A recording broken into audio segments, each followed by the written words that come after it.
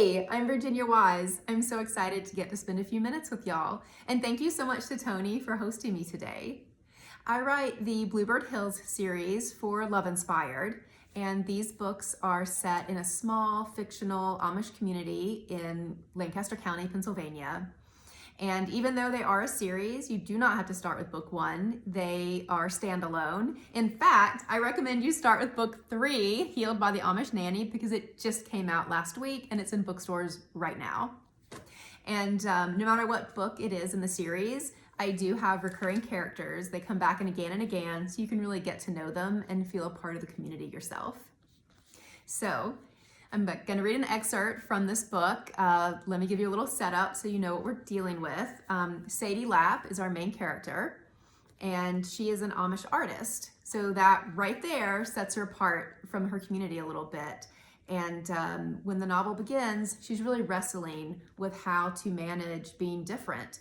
How does she use these gifts that God has given her within the rules and restrictions of the Amish church?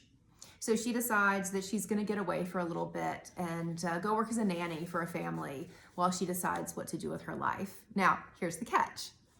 The father is a recent widower, Vernon Kaufman, and he is very aloof. He wants to stay isolated. He does not want a nanny coming into the family. He just wants to be left alone to grieve. But he really needs help, because his youngest daughter, Lydia, she's 4 years old, and she really needs to be loved and given that attention. And he's got 2 7-year-old troublemaking twins that are very mischievous and just really need help. Now, Sadie does not realize what she's gotten herself into, but she is very nervous. She's very intimidated to meet Vernon for the first time. And he doesn't make her feel real welcome, because he's just so deep in his own grief and his need for healing. So when the scene opens, she's just arrived at his isolated farm in Lancaster County, and she's just met his daughter Lydia, and he comes down from the fields to get water from the well and runs into her. Vernon stared at Sadie as she sputtered to a stop and stood still as a statue, staring back at him. His eyes were so dark that Sadie felt she could slip into them and sink into oblivion.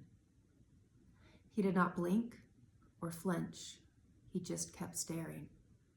Sadie was the first to look away. Her gaze shifted back and forth across the farmyard, trying to find a comfortable place to rest. But those dark eyes drew her back again, and her gaze returned to the man's face. She realized it was a handsome face, even though it was weathered and defined by sharp lines at hard angles. The jawline was pronounced, the nose Roman. Sadie had never been this close to Vernon, and she certainly had never studied his face before. She noticed her heart was beating fast, and she took a step back. Standing so close to him stirred strange feelings in her that she couldn't understand. Was it fear? Intimidation? No. It was something else that she had no name for. And the strangest thing about it was that she didn't want to stop feeling it. Perhaps it was because she had never met anyone who could stare like that, so cold and aloof, but without any hint of cruelty. Vernon sighed and screwed the lid onto his water jug. I guess we can't expect any better. No other nanny will work here anymore. I'm a plenty good worker, Vernon, Sadie said as she raised her chin in response to the insinuation that she was lacking. He just stared at her with a look that seemed more sad than judgmental. Sadie was the first to turn away. Dottie, Lydia said, dropping Sadie's hand and throwing her arms around her father's waist. I thought you weren't coming in until supper time. Vernon looked down at the girl and his face softened. Just came back for a drink of water. My jug was empty. Can you stay? No. He patted her on the head, then motioned to Sadie to take the girl's hand back.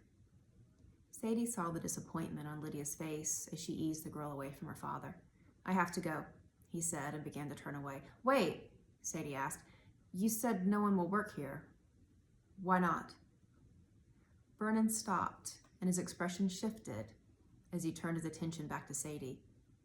Bishop Amos had mentioned that Vernon was 33, but his demeanor made him seem even older. He carried a casual air of authority, like one of the church elders.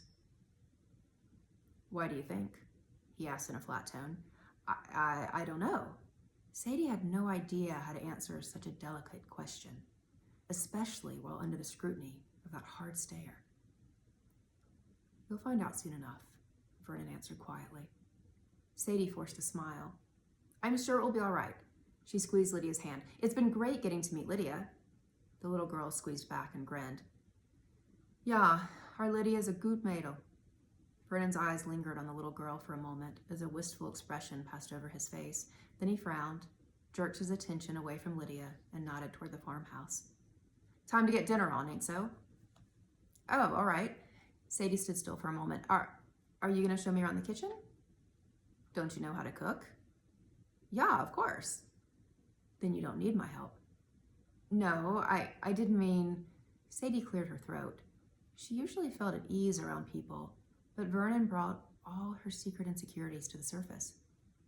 I just thought you might want to show me where everything is. Lydia can help you with that.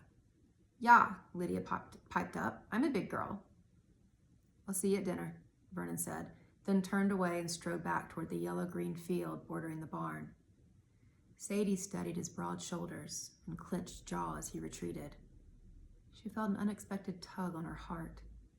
There was so much pain in this family, simmering just beneath the surface. What had gone wrong? And more importantly, what could she do to help them? I hope you enjoyed that. I know I did. It was so good to get to spend time with y'all today, and I hope you enjoy my new book. Thanks so much for spending this time.